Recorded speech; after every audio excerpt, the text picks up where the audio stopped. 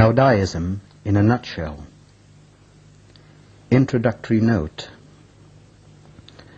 There are so few works on Caodaism in English, and those in existence deal with Caodaism primarily as social or political movements. I have as yet to find literature dealing with the theological aspect of Caodaism. This is important, for Caodaism is first and foremost a religion. Hence, Caodaism in a Nutshell was born. Its main purpose is to introduce the Cao Dai religion to Westerners. I hope that this booklet will offer you an insight into our religion. More important, I hope that this will only be a stepping stone to a more in-depth study of Caodaism.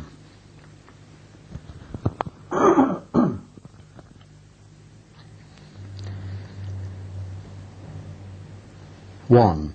A brief history of Caodaism. Cao Dai religion, or Caodaism, is an indigenous religion which originated in South Vietnam in the early 20s and was officially inaugurated in 1926. Its followers are called Caodaists. They worship the Cao Dai, known as God the Father in the Western world.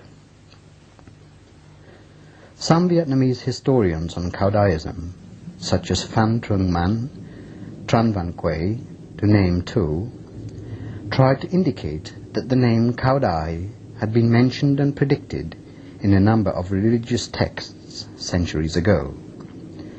Be that as it may, one must not think that the Caodaists are so presumptuous as to coin for themselves the term Cao Dai and apply it to God. In fact, every time that Cao Dai has favored us with his blessings, he has come as all-powerful God, coming under the name of Cao Dai to teach the truth in Vietnam. For the sake of historical fact, this full appellation was not made until Christmas 1925.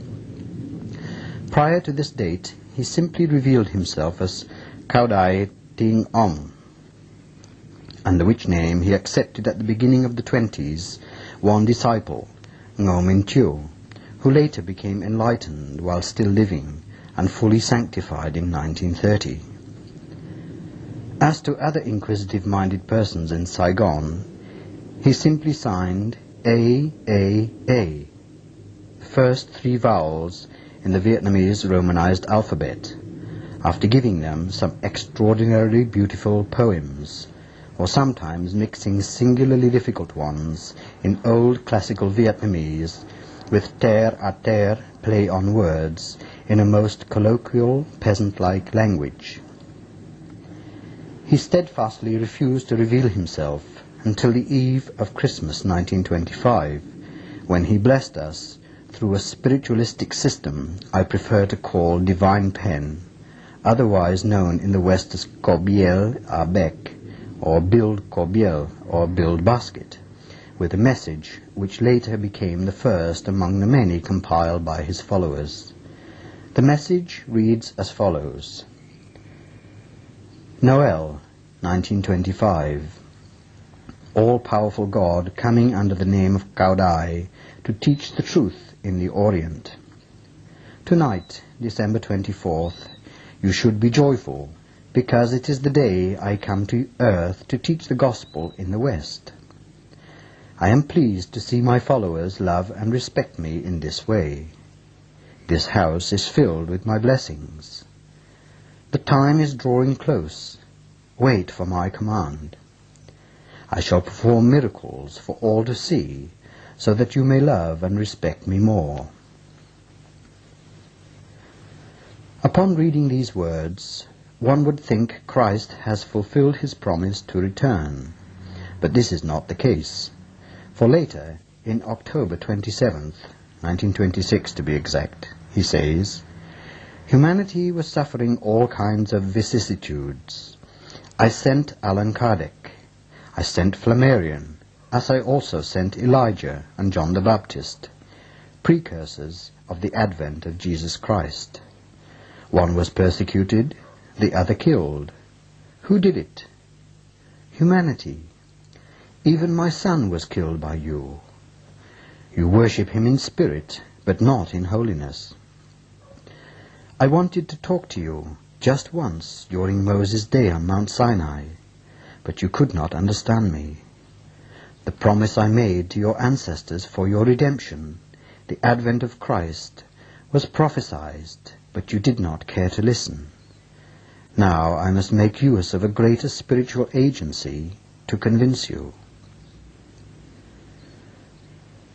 This greater spiritual agency is later called Dai Dao Tam Ki Fo Do, which may be rendered into English as God Path, or the way for the third salvation of humanity, popularly called Caodaism, after his name in abbreviated form.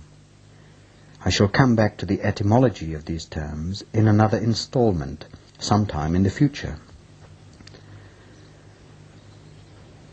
How is Caodaism conceived? The Cao Dai explains. From the very beginning, I had the 5 branches of the way, established as follows: Confucianism, Jainism, Christianity, Islam, Taoism, Buddhism. As regions of the world were distant from one another, and communications were impossible, religions were thus established according to the mores of each segment of humanity. Each people was able to practice religion only in his own local region.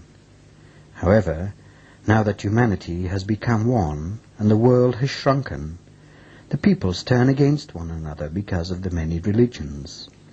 I have therefore decided to bring all of these religions back to their only original source. One more point. Because I had previously entrusted the gospel to human beings, God Path deviated gradually to become Man Path. It pains me very much to see that during the last 10,000 years or so, humanity has fallen into the pit of sins and has been consequently damned in hell. I am now determined to come myself to save you, my children. I do no longer entrust the gospel in the hands of fallible human beings. As we have seen, the 5 religious branches were emanated from the way, and to the way they are now reunited. So is the way, so is Caodaism. In the beginning there was the way. The way was with God. The way was God. Caodaism is therefore the synthesis of all the main religions in the world, that is, Christianity, Islam, Buddhism, Confucianism, Hinduism, Jainism, and Taoism. It is syncretistic in its doctrine, ritual practice, organizational structure, divinities, and philosophy. It is unity in diversity. It is inclusive, all-encompassing, if you will, and not exclusive. Cao Dai religion is established with a view to offering something particular to every belief, be it Buddhist, Christian, Confucianist, Taoist, etc. This syncretism goes further to even allow the ritual practice to be modified according to the mores and traditions of a culture or civilization.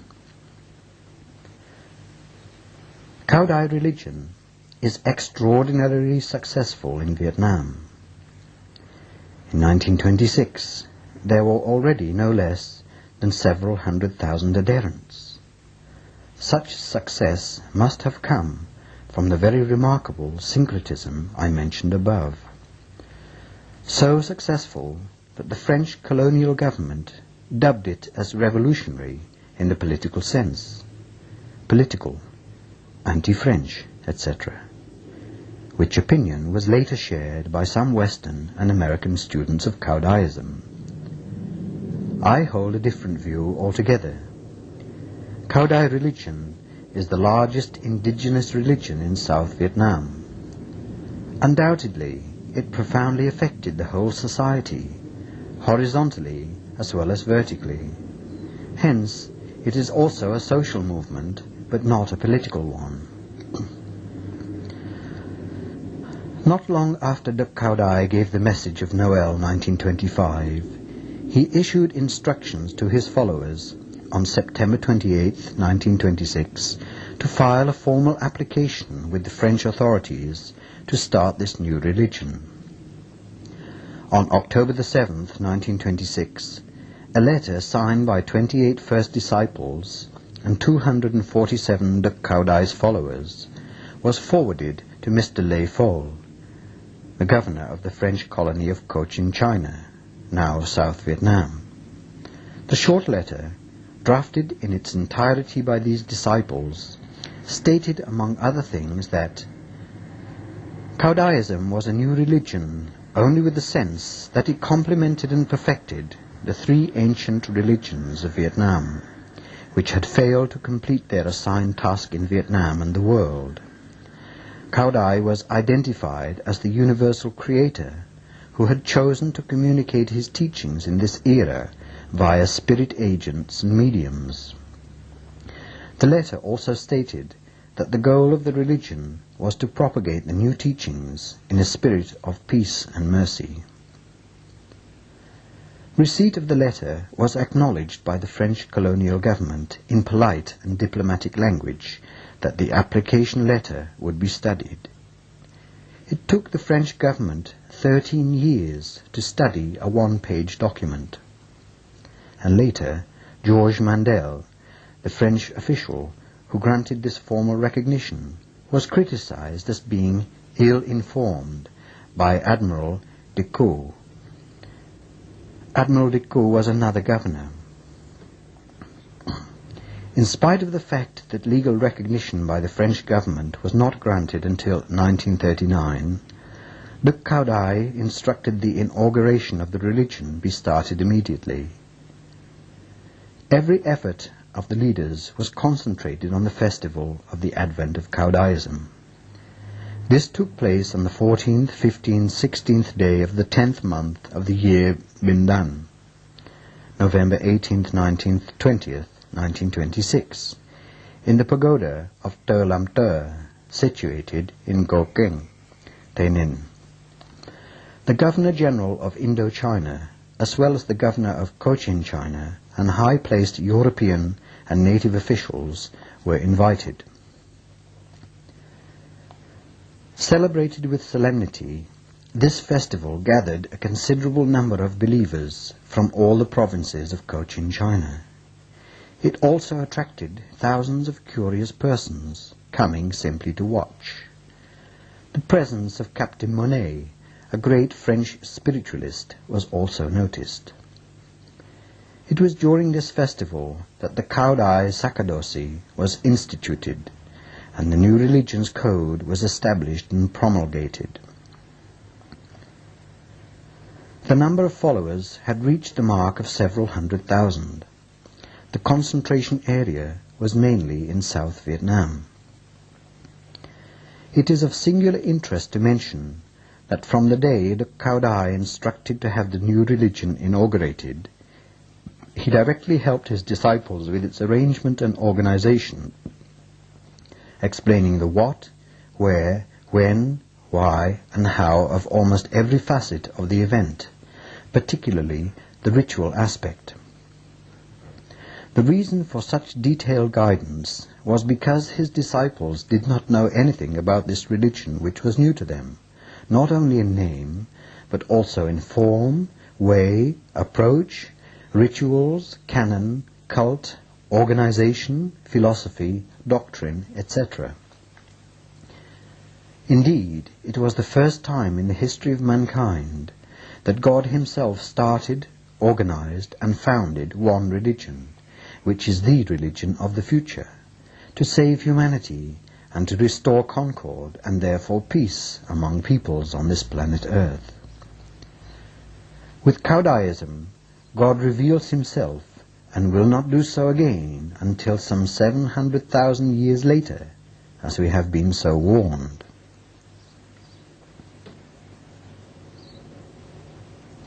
Two, Cao Dai Basic Doctrine. Practicing Cao Daism in its completeness undergoes two phases which are subscribed in the following manner.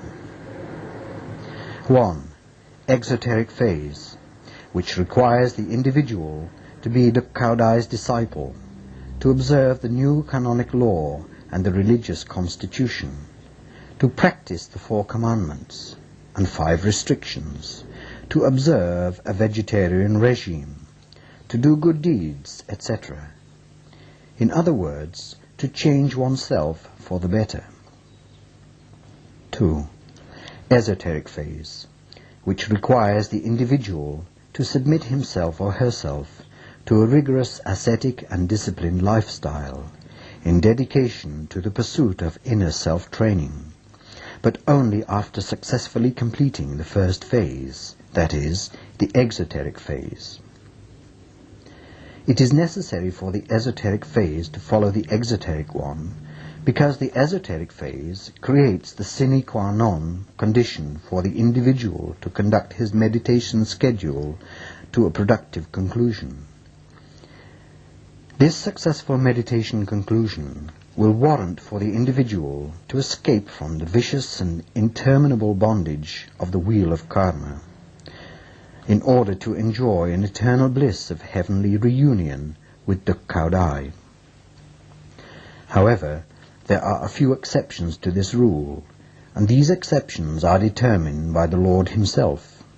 For example, an overly ambitious or overly inquisitive-minded adept may start his initiation with the second phase, that is, the esoteric phase, without fully comprehending the seriousness and the gravity of this breach of training. Hence, at his own risk and peril, he follows the instructions set aside for the esoteric phase without first completing the first phase, the exoteric phase. By some twist of luck, he arrives at the final stage of his meditation. It is at this stage that he will fully realize the futility of his shortcut efforts. He will realize that he has indeed arrived, but he has not attained. A sadder but wiser person, he finally understands the meaning of the Cao Dai's words. Although you have received these esoteric secret instructions, you are still under the divine power that governs and commands. My children, none of you can deceive me. Be that as it may, there are still many who choose the shortcut, making use of their esprit Cartesian to convince themselves of their self-found veracity. They have forgotten one important factor. There are no saints, angels, Buddhas, bodhisattvas, who during their lifetime were not good, ethical, highly principled human beings. No one, with the exception of the Messiah, was born without sins committed and accumulated in previous lives. Therefore, there are no shortcuts. The Cao Dai can help, but he cannot cleanse us of our sins, for there is the divine law which even the Cao Dai himself must abide by. Otherwise, there is no justice. The Cao Dai says, if you want to be reunited with me, you have to come to me. Be you a Christian, a Buddhist, a Confucianist, a Taoist, there is only one way, the Cao Dai way. To become a Cao Daist is not necessarily the solution, but to be a Cao Dai follower is. A mere ceremony of baptism, for example, will not make one a Cao Dai follower, but a determination, a sincere and honest effort to follow all the rules, instructions as prescribed by the new canonic law. Let us read how the Cao Dai wants Cao Daism to be founded. I see the world undergoing changes. The times are in turmoil. humanity is heading towards the road to materialism, forsaking its spiritual values, hence losing its way into the path of sin. Indeed, mankind keeps on existing aimlessly and does not collect its thoughts and repent, crowding and jostling, encroaching and disputing over worldly honours and fortunes, thereby distorting higher ideals. The three main religions, Confucianism, Buddhism, and Taoism, have lapsed into retrogradation. Humanity has turned towards corporeal things, no longer needing the profoundness of spiritualism. The eon of time has now completed its cycle, and the way finds it necessary to redeem humanity. At the time when the three main religions were first established, they started with esotericism, imparted directly by word of mouth, in order to proselytize God's mystery.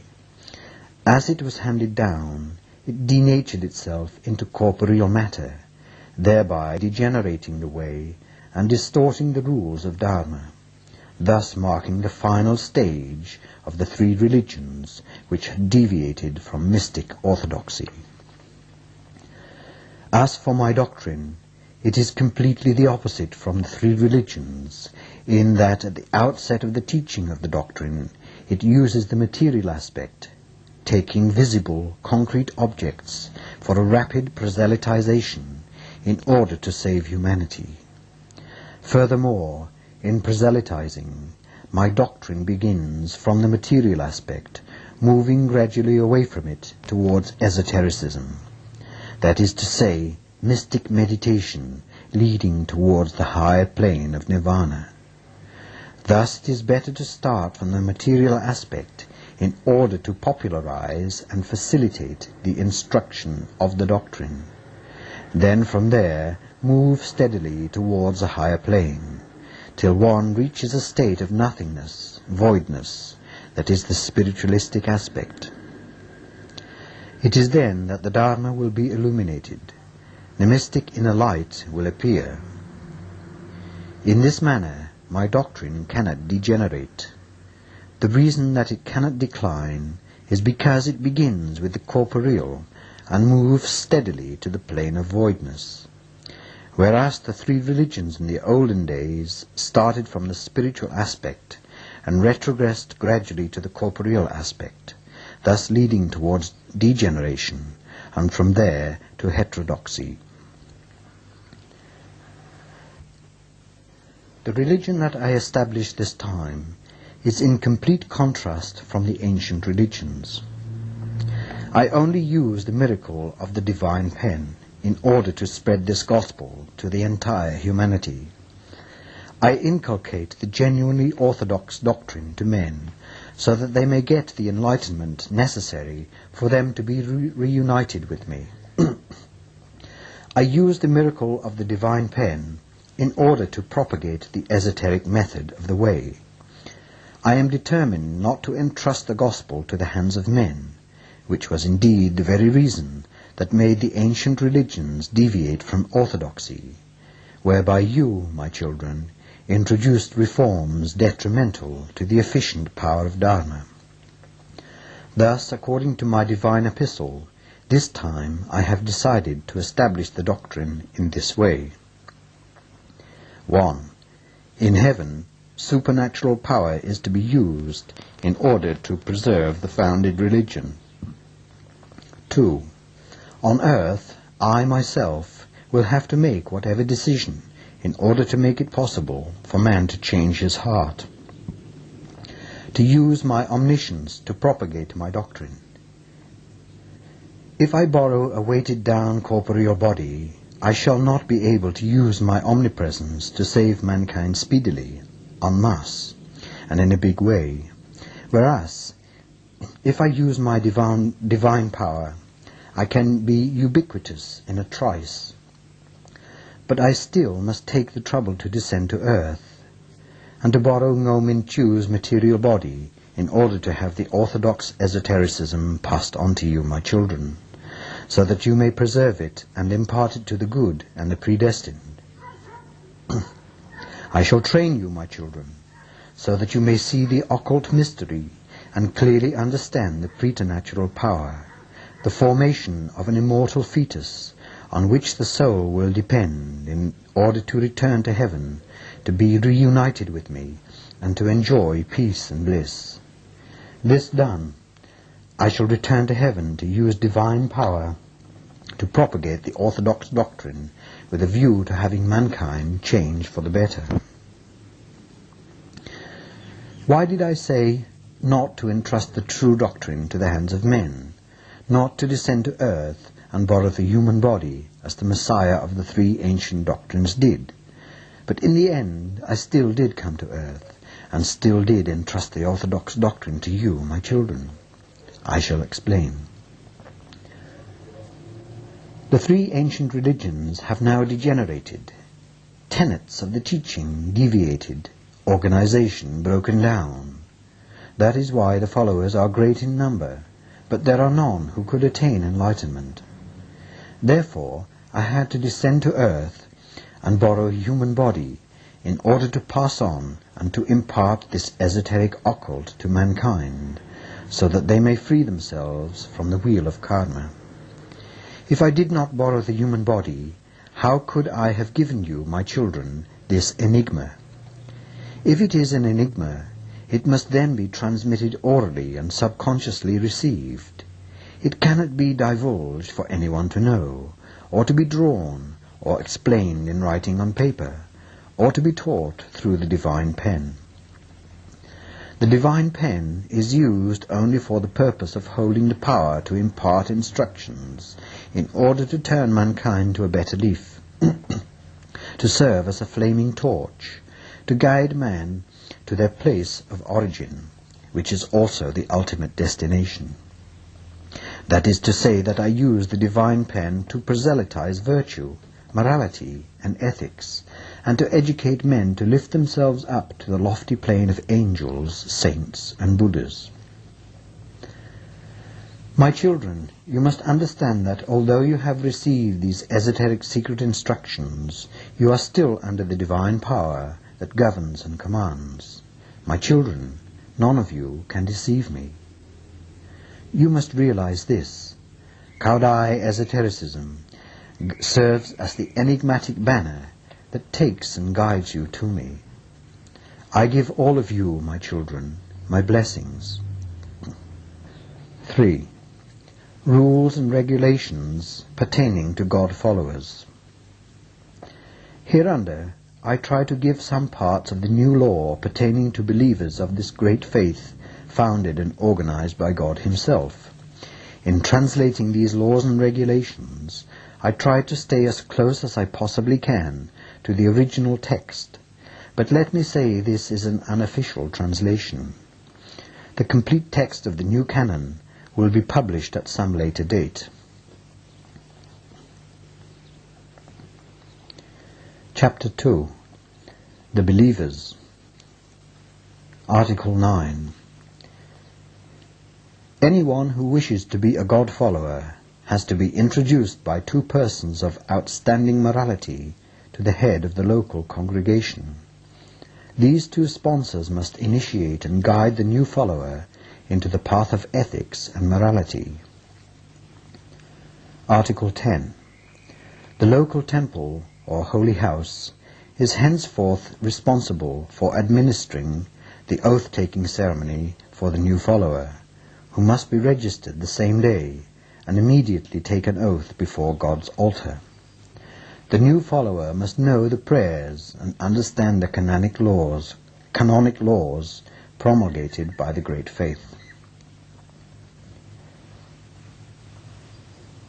Article 11. The head of the temple or the substituting clergyman must come and perform the initiation ceremony to bless the new adherent's home and to install God's altar. Article 12. Once baptized, the new adherent is called believer. The believers are classified into two orders. 1. The secular order comprised of married persons who earn their living as ordinary people. However, they must follow a vegetarian regime of 6 to 10 days a month, must observe the 5 prohibitions, and must comply with the secular canonic law promulgated by the Great Faith. These persons are called believers and are of the secular order. 2. The other order consists of persons who have maintained a full-time vegetarian regime, who have freed themselves from killing, and who have followed the 4 commandments. They are of the holy order. Article 13. Among the ranks of the secular order, those who follow a 10-day vegetarian regime or more have the benefit of an absolution ceremony at the time of their demise, and can be admitted into a meditation house to receive instructions for mystic meditation. Article 14. Ecclesiastical ranks in actual service at the Holy See, with the rank of priest and above, must only be selected from the holy orders. Article 15. Those who are in the holy orders must not have their beards trimmed and their hair clipped. They must wear ordinary garments of only white cotton material, or the colour assigned to their branch. They must be frugal and never indulge in luxuries. Chapter 4. The 5 Prohibitions. Article 21. Once baptized, the believer must improve his behavior and observe the 5 prohibitions. 1. Do not kill. It is forbidden to kill living beings. 2. Do not steal.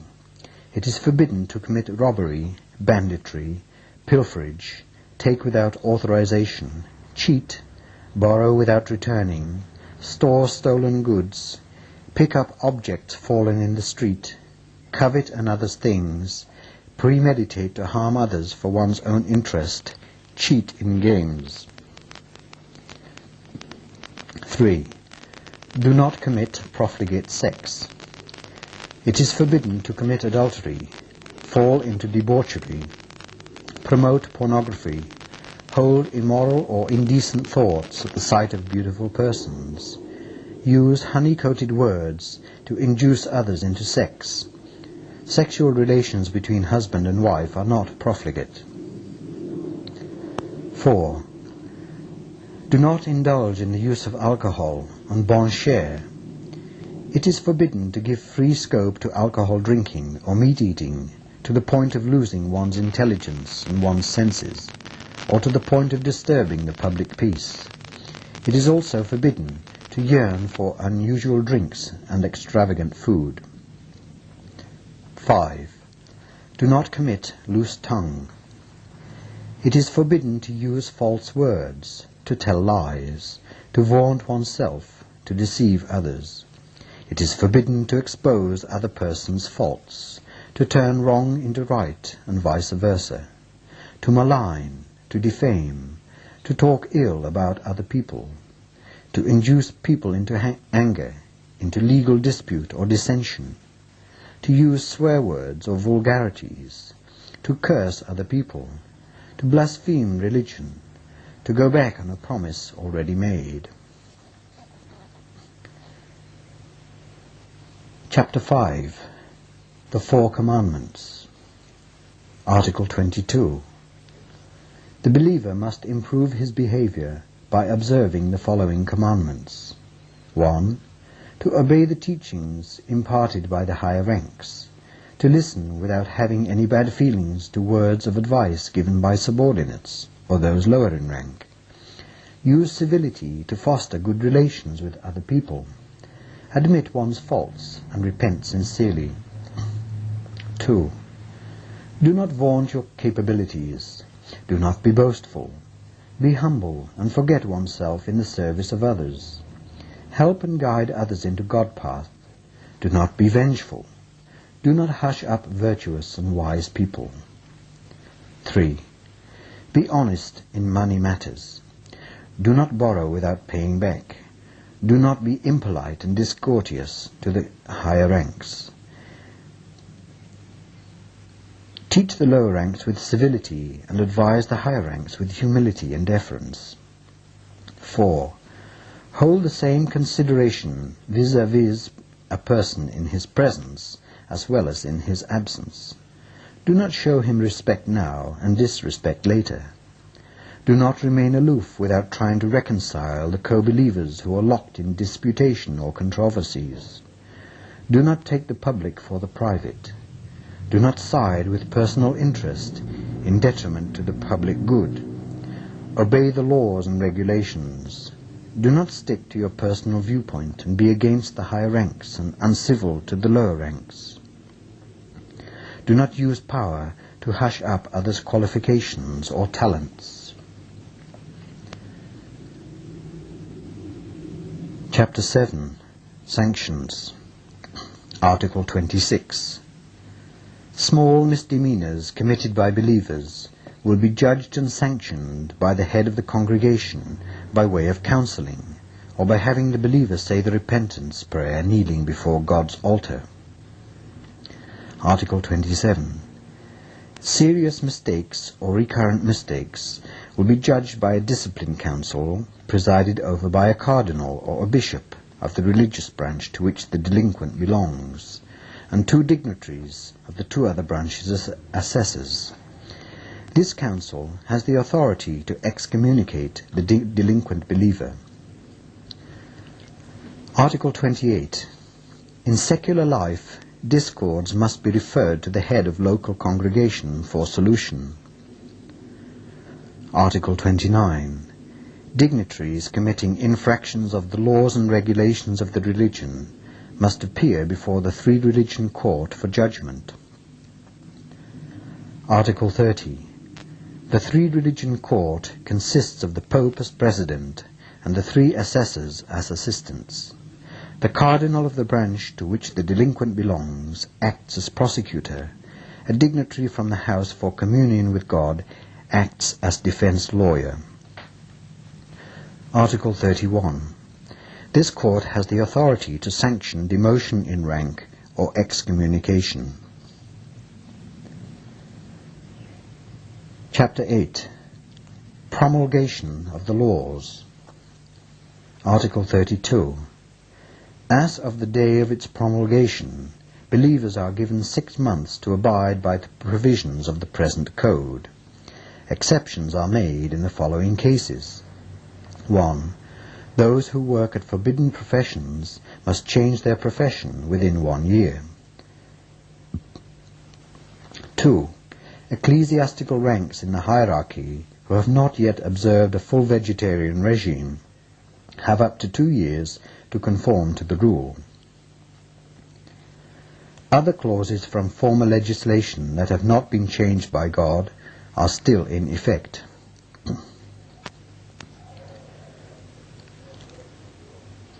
4. The new canon and reincarnation. Caodaism, its aims and purposes. In the beginning, the Cao Dai sent to this planet Earth some 10 million original man entities. Each man entity was 1 cosmic light ray. Each cosmic light ray was directly emanated from the Cao Dai. Each was assigned with a special mission, that is, to spread the gospel in order to make this planet an earth paradise for the benefit of all concerned. When these original spirits accepted the mission, it appeared that they had signed a covenant with the Cao Dai that once their mission was accomplished, they would return to heaven and be attributed a divine status and position commensurable with their quantitative and qualitative accomplishments on earth. It should be noted that at this time there were as yet no gods or goddesses in the Cao Dai's pantheon. All of them were to become so only after living a perfectly virtuous life on earth, which is, by the way, the only way. The Cao Dai does not make gods, angels, fairies, saints, or genies. They must become so from men or women. Therefore, to Cao Daism, man is the most important being, without whom there would not be any Buddha, Christ, Muhammad, or any earlier enlightened spirits such as Dipankara. I need to search for these three Cao Dai's first returnees among the 10 million cosmic light rays I mentioned above. However, these were not the only ones. There were some 800,000 others who succeeded in seeing their way back to where they had come from. The remaining 9,200,000 are still scattered all over the globe, having succumbed to such worldly temptations as honours, riches, pleasures, flesh. In other words, they have succumbed to the alluring glare of materialism, which has blurred their intelligence, consciousness, or mentation. Their inner light was dimmed by the so-called 6 desires or sense attributes and 7 emotions: pleasures, anger, sorrow, joy, love, hate, and desire. Ever since they appeared on earth, they have been up and down for innumerable times with the wheel of reincarnation, unable to get out of this vicious circle, like dogs chasing their own tail, to borrow a very descriptive English expression, which is, however, a very inappropriate translation of the Vietnamese expression King Bo Ming Chen, or Ming Chao, ants crawling around the brim of a cup or a vase. To these spirits who have gone astray, the Cao Dai is determined to guide them back to God path and help them see the light again. They are his missionaries, his special envoys whose reports he wants to hear. They are his own sheep. He must shepherd them home. Hence he now solemnly vows that until all of them come back, I shall not return to the great white throne. The Cao Dais believe that the Cao Dai has spread a net, figuratively speaking, so large and so encompassing over this terrestrial globe that there is no way for these 9,200,000 original beings to play awal, away without official leave, any longer. God does not force anyone. He does not bend anyone's arms, but he works his mysterious ways. He uses a certain angle as wide as a 360-degree one, leaving no space for the sentients to maneuver. But is there any way to maneuver with perfection, existence, omniscience, omnipotence, time, space, that is the Cao Dai himself? Be what he may, he always acts with love and compassion. He always holds out a hand to his children in need, provided that they are sincere, honest, not selfish, and also provided that it is not contrary to divine justice. That is, it is not an effect of a cause of your own wrongdoing. A case in point, the Dai Dao Tam Ki Fo Do was established and organized on this earth planet at this period known as the ending era of the third eon time cycle, or the era of destruction. The Dai Dao religion is God's hand extended at this time of global destruction to help preserve. It is a rescuing rope, thrown not only at his 9,200,000 children who have gone astray, but also to the whole humanity.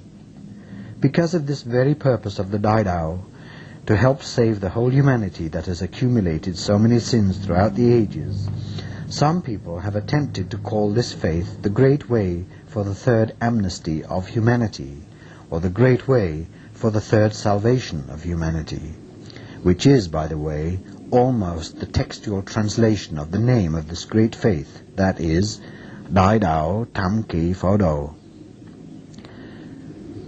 How does Cao Daism work to save humanity at this time of destruction or cataclysm? Before looking into this matter, let me once again go back to the origin of man.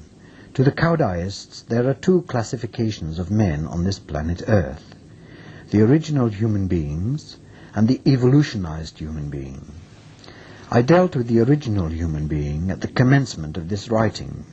Let me now very briefly give you the Cao Daist concept of the second classification of men, whom I term evolutionized, simply because they are the result of the evolution of God-given first or primitive life. To evolve itself into a human form, a God-given first life, must undergo 4 phases covering an extremely long and indefinite period of time, eon of years. At first, it is in the amorphous state. From this amorphous state, it very slowly becomes a plant form. From plant form, it becomes animal form. From animal form, it evolves to human form. The plant form is characterized by its head on the ground and its tail in the air. The vertical position of the plant will slowly shift into the next evolutionary phase, the horizontal position, where the head and the tail are on the same plane. This is the animal form. Once again, after many such evolutions, this horizontal position will slowly move back to a vertical position, but this time with the head in the air and the feet on the ground. This is the human form. To reiterate, the human form is the ultimate state of evolution insofar as this planet Earth is concerned. When a God-given original life finally takes the form of a human being, after following an incredibly slow grinding wheel of evolution, it now has all the elements and conditions within itself to develop into a higher form, that is, the spirit form, to become God, goddess, saint, angel, archangel, etc. It is a development with no end, a development which can go on till it reaches its final state, perfection, truth, and beauty.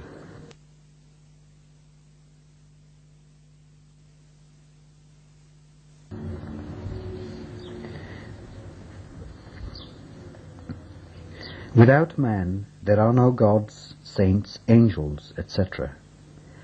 Caodaistically speaking, man is the Cao Dai's main concern. If the wheel of evolution runs in one direction, to mute this original life form, the amorphous state, a no form to a human form, it cannot also run the counter direction, taking man to all other forms, including the original one. The Cao Dai cannot bear such a thought.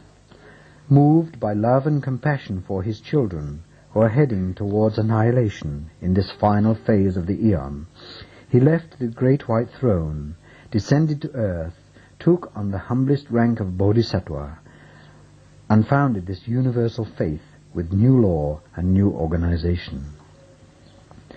The foregoing takes me to make some remarks regarding the new law. I would like to make this part very short, because we will have the chance of coming back to this new law in a number of future occasions. Let me only say that by applying this new canon, the primal human beings will be provided with a golden opportunity to once again hear the Cao Dai's words vibrating and permeating deeply into their subconscious, thereby rekindling the original light so long dimmed by worldly temptations.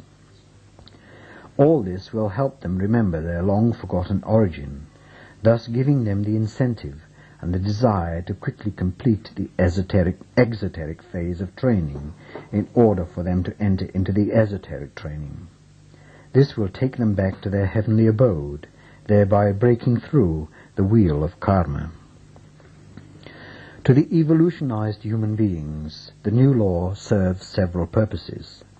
First of all, this new law provides any believers with the conditions to break through the wheel of reincarnation in one lifetime, to enjoy eternal bliss in heaven, and to be reunited with God. The only quality required is their determination to do so by first rigorously practicing the exoteric and secular laws, while leading a secular life, until such time when it is deemed that they have discharged their family duties and fulfilled their social responsibilities. They will then be advised and permitted to enter into the second phase, that is, esotericism, for an inner mystic self-training or mystic meditation. However, if they do not choose to continue on with the second phase of practicing esotericism, they can continue on with the exoteric phase and prepare for a better future in the next reincarnation by accumulating more credits for all the good deeds performed through applying this new law.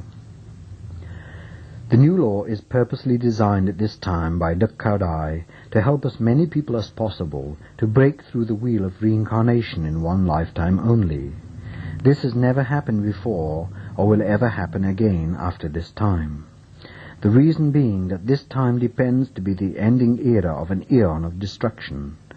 Cao Dai tries to make the law as flexible and as simplified as possible, so that it may be accessible to the layman, to persons of any occupation, politicians, businessmen, teachers, menial workers, etc.